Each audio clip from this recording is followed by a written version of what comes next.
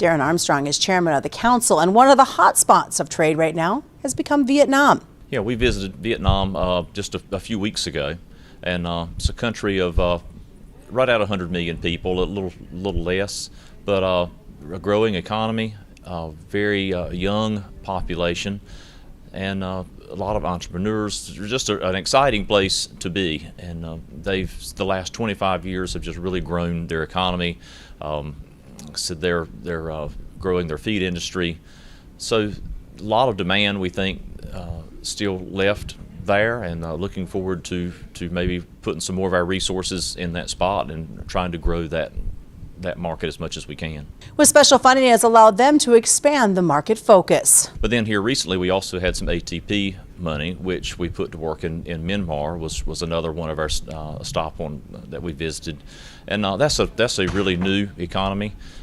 50 some million people in that economy, just getting started with their government as we see it now. That's able to trade and to function in a world trade environment. So they were military rule maybe 10 years ago, but now fledgling democracy and a lot of potential there. So between our state checkoff dollars, the ATP money, and of course the MAP and FMD, we're able to get into a lot of these countries that maybe we wouldn't ordinarily get into, and see, hopefully get in at the ground level and see what kind of opportunities exist. Ryan LeGrand is president and CEO, and he talks about the work the council has done on global markets.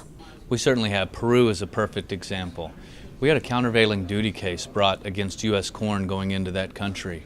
They were saying that the import of U.S. corn was damaging their local industry, and that our subsidies that they were alleging were the cause of that. And so that's when we stepped in and really started doing some of the market defense work that we haven't had to do a lot of in the past, but we're finding we're having to do more and more of it.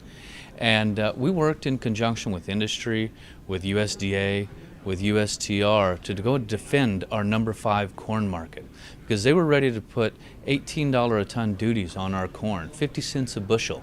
That would have kicked us right out of that market. We would have lost a market in times when we can't afford to lose a market, and it ended up where we won that case.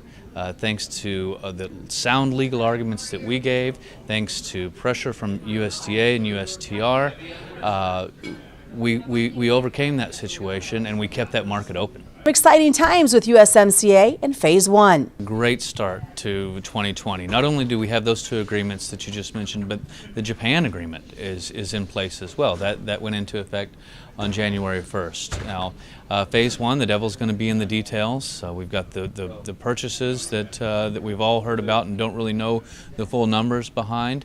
But that's going to give a short-term shot in the arm to an industry that really needs it.